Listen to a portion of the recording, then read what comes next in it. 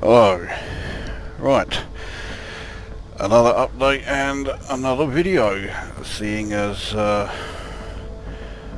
already uploaded the first two. Now, the last video finished with me at I've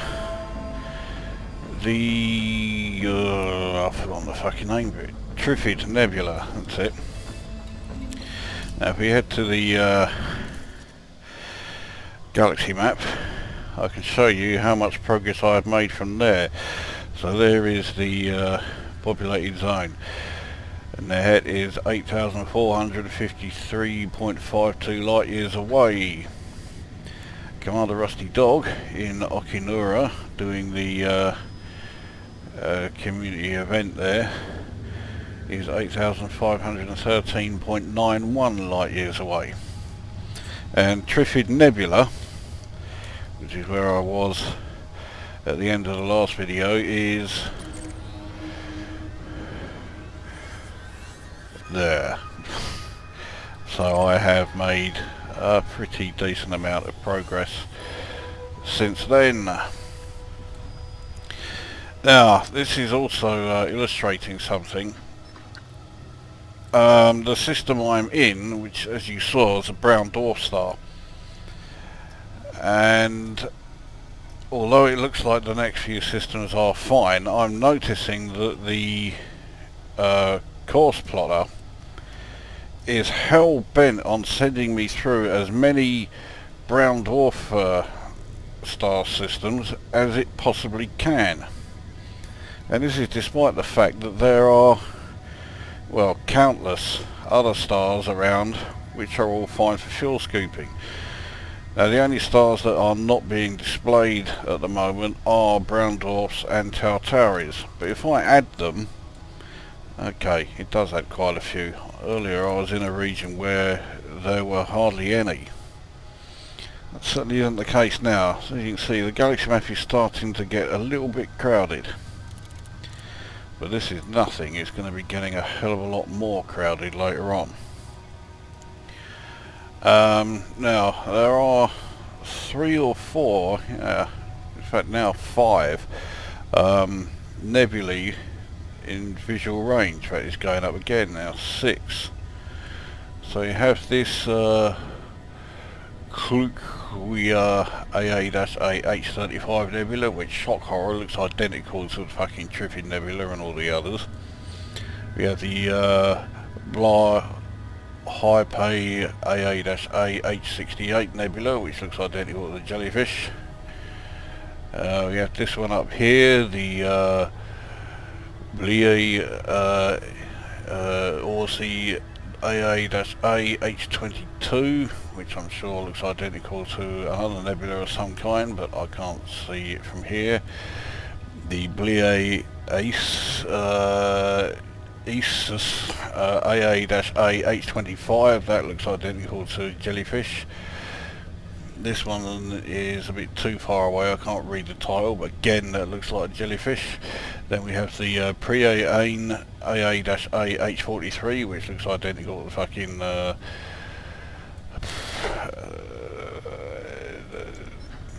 yeah, you know which one. The Scaled Eye AA-A H71 there, another one here that looks identical to jellyfish again. So that would be FlyJ, oh no, that's not right, FlyJ AA-A H50. So there are plenty of nebulae around, but unless they are in direct lines with where I'm going, I'm not going to be visiting them, and none of those are. But there is one nebula that I do want to visit. I will show you where that is. It's not exactly a name that rolls off the tongue, but it's, well, actually this is the star that is within it. As you can see from the direction that it's taken, this is not in a straight line to where I want to go. Now, the nebula itself, okay, does have a name. and it is actually named after this system within it. But the system consists of a black hole. I'm pretty sure that's the only thing in there. But doesn't that nebula look familiar? Go back 3 of my videos. Yep, it's the Eskimo Nebula. So yeah, even that one, which I thought was unique and I thought would look unique, no. That one also is, well, used in at least one other place. Anyway,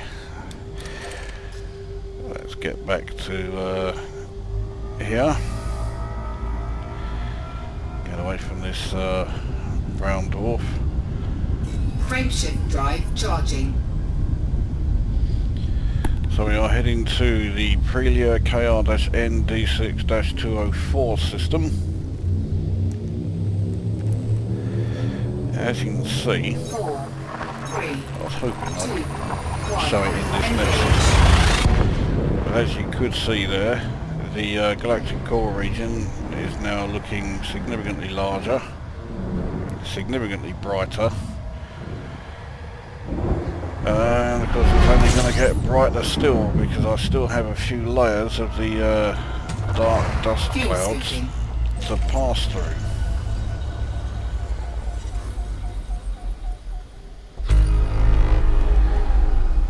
Objects here. One of them looks like it might be a star. It is. I'll scan that. I have started scanning some more objects than I was, and I was basically scanning next to nothing. So once we've scanned this, I'm going to check the system out to see if the planet orbiting it is worth doing.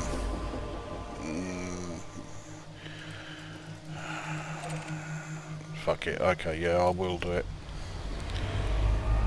So the fuel scoop is finished, we can head towards that planet, but there's a reason why I may as well scan something else of this system, and that is because this is the 5,000th system that I have visited. Fuel scoop disengaged. On top of that, my max distance from the start has long since passed the point actually where every jump will cause it to increase. So I'm currently at 8,584 light years from the start. Of course that will go up every jump I do.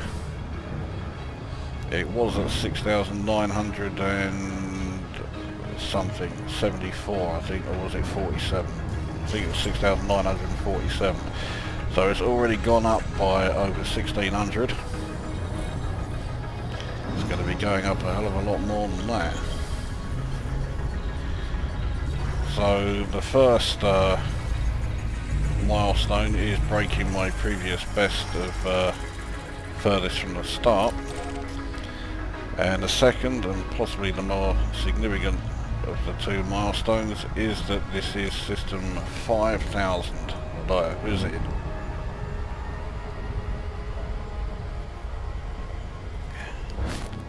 So the total hyperspace distance of this journey so far has been 9,028 light years, which ain't bad. Now as we get closer here, you can now see just how much larger and how much brighter the core region is looking. You can also now see that the star field is much more dense, or at least a lot more dense compared to how it looks in the populated zone. It's by no way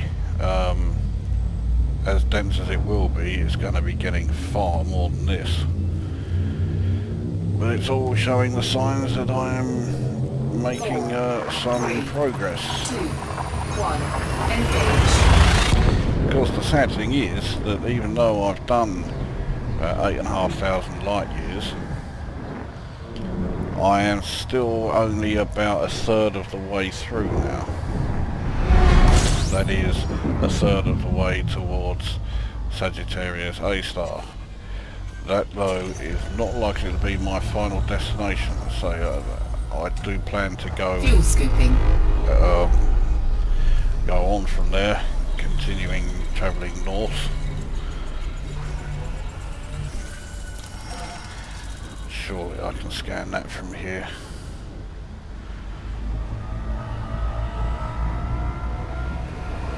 Fuel scooping complete. So yes, I do plan to continue travelling north.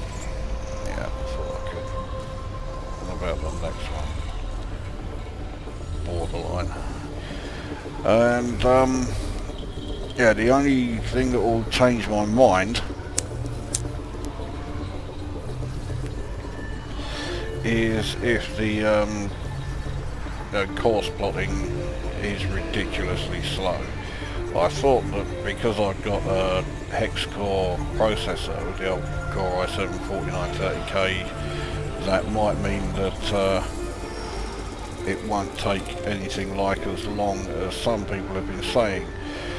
But I've been very reliably informed that because the course plotting is done through the servers, it's going to be the same speed for any computer, whether you're using a Core i7, including one of the new 8-core ones, or if you're using the fucking Sempron. It'll be done at the same speed, i.e. taking fucking eternity. Frameshift drive charging. That's not so good. Still, we are getting through it. 5,001 systems visited, 8,614 light years from the start. So yeah, I am about a third of the way. So I shall be back when there is something to come back to. Right, another update. We are into day 3. And although this system is probably every bit as boring as the last 150 odd systems I've been to, this one is going to be a bit of a, that's handy, a bit of a milestone again, because this, hopefully, yep, max distance from the start has now passed 10,000. So we're now at 10,010 light years from the start, which means that I now only have a mere 16,000 to go. 16,000, fuck it, I'm not even halfway. In fact, let's set course for the next one, which is the other way.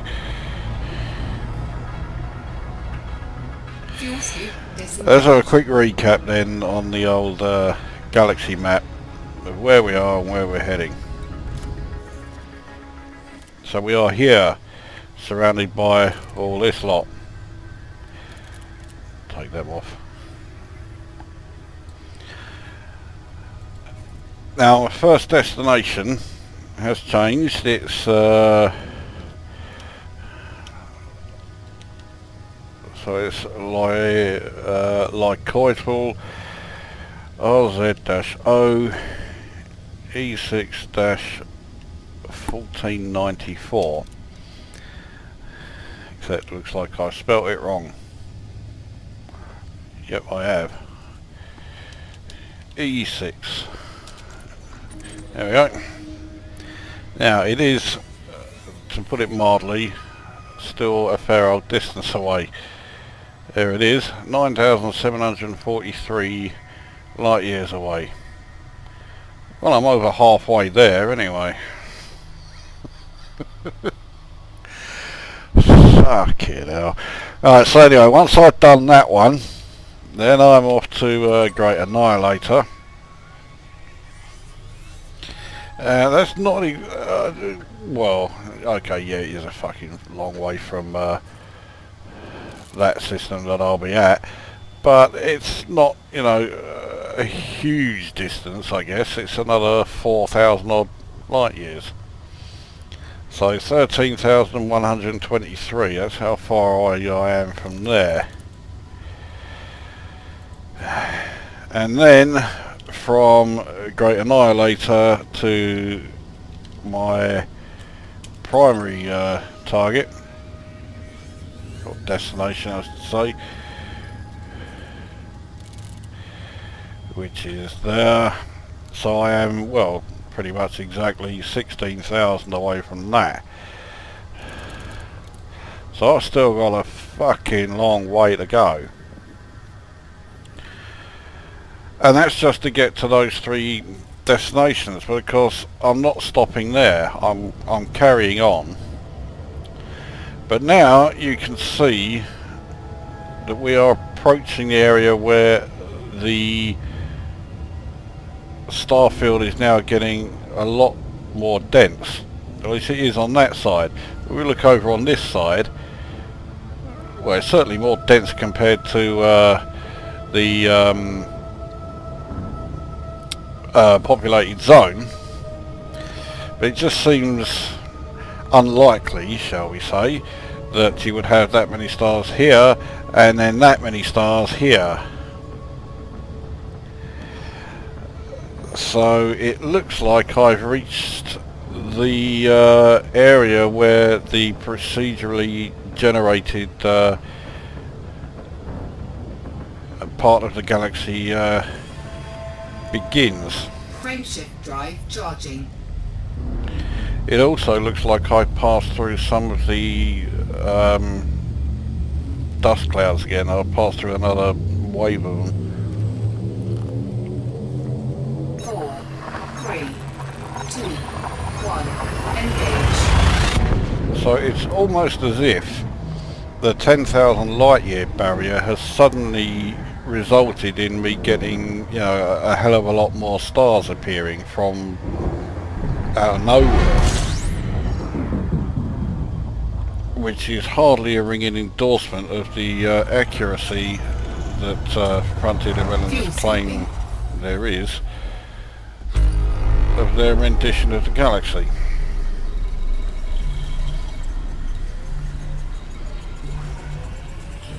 You know, I'm not Stephen Hawking, but I do know enough about astronomy to know that if you are 10,000 light years away from Earth or the solar system, you don't suddenly, bing, all these extra stars suddenly appear from nowhere. No, that's not how it works.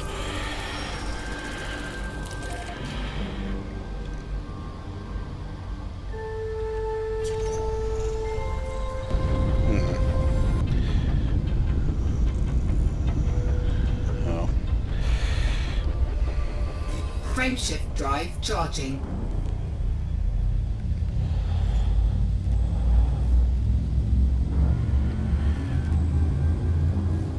Right, well, once we've arrived at this next one, Slully TZ-D B39-13, we'll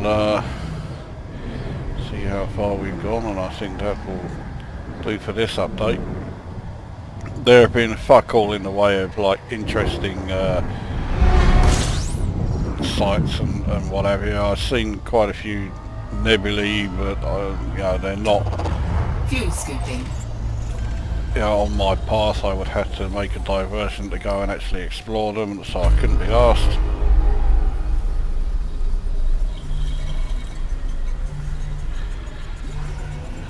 Those first two look like they could be oh fuck, oh, it's the first 4.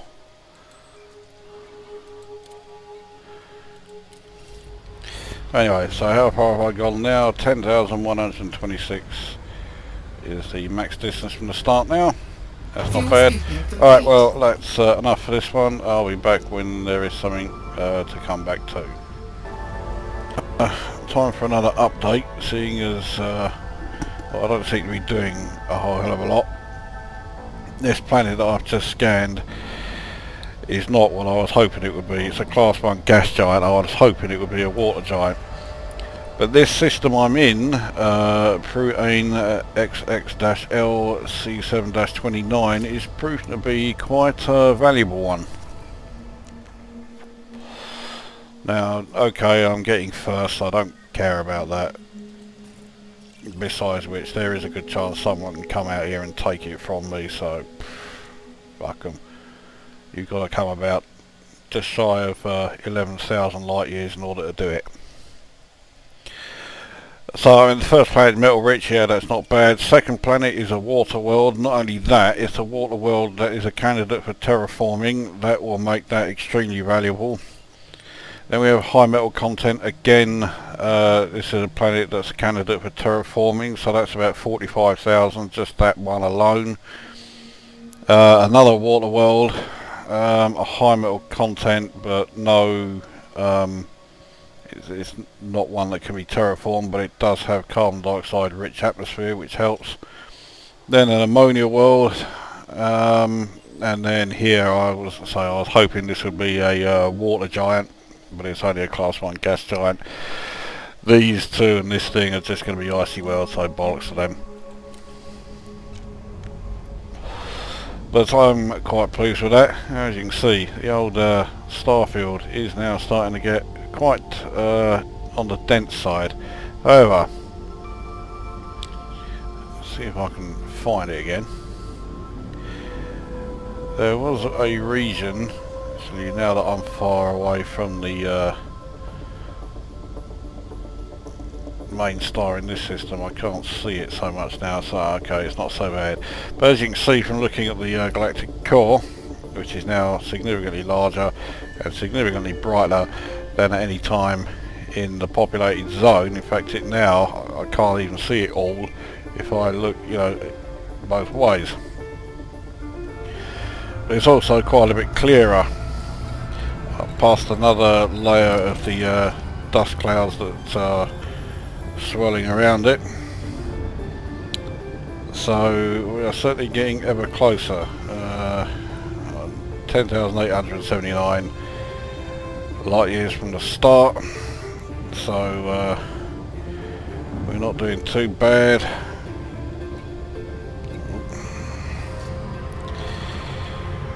Frameshift drive charging. But I mean, there really hasn't been a great deal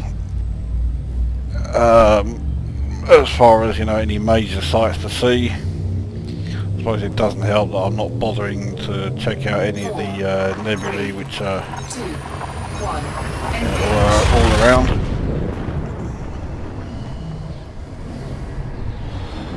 I mean, there's a good chance there could be, you know, some black holes or neutron stars within them, but bollocks. It's going to take me long enough to get to anyway, without additional diversions. Fuel scooping. Now from here, no, fuck it. They're probably going to be worth scanning, or the first 3 might be anyway. Let's take a look.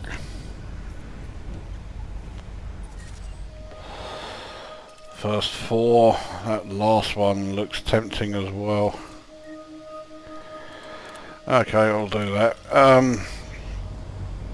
Now here, you can certainly see where the large cluster, it's just, and it is literally just a cluster, it's just around here and then going on around here and then going back around here. So it's just like a square of these like densely compacted stars. It just doesn't look right.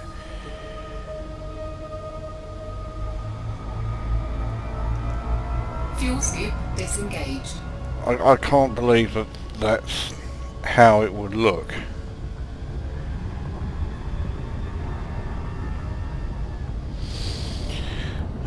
Anyway, alright, well, that'll do for this update, back when there is something to come back to.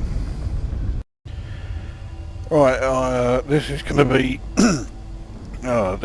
the last part of day 3. I'll probably splice the ones I've done for today into one video. Don't worry, I'm not going to keep doing this. I'm not going to do a day 3, day 4, day 5 and so on, because let's face it, they will be unbearably boring, and they are probably all going to show exactly the same thing that this one does. So I have now reached 5,101 systems visited. Total height and space distance has gone up to 160,498, so just shy of 12,000 before, well, since I set off. Total height and space jumps is now at 9,910, and max distance from the start is 11,492. So it's not a bad little lot. But before we go, I thought I would show you something. Now you'll see there is a nebula just above the centre point there on the HUD. And you may be thinking that nebula looks awfully familiar. Yes, it's because it's the one that looks like the Running Man or Witch's Head or you know, any other fucking nebula you care to mention. This one keeps cropping up all over the fucking place. Now, I've already seen a good, it must be 8 of them that all look like this. Well, that count has now gone up quite a bit.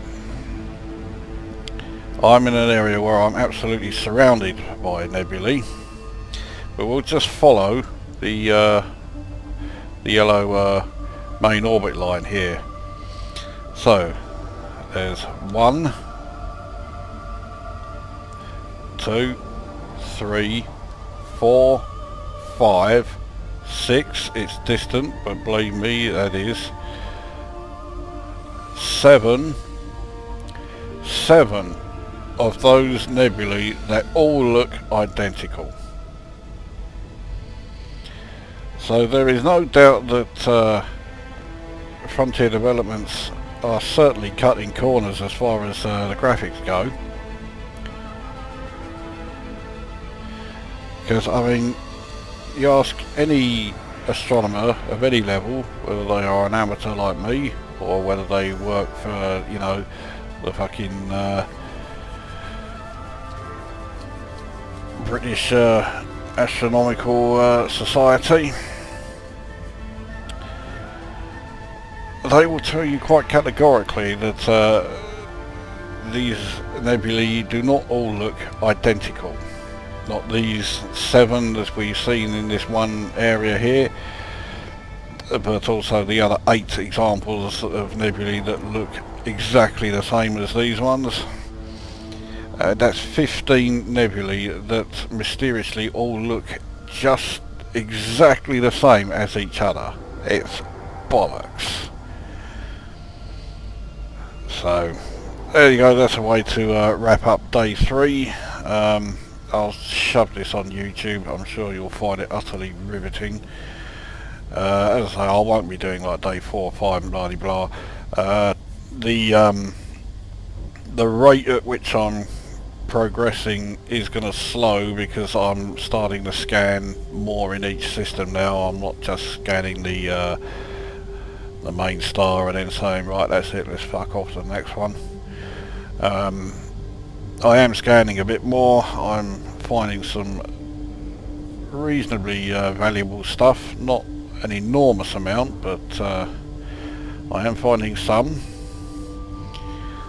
That will only increase as I get closer to the core region. If you take a look at, well, actually it's not as bright as it could be because this system I'm in is, the main star is Class A blue-white, so very bright.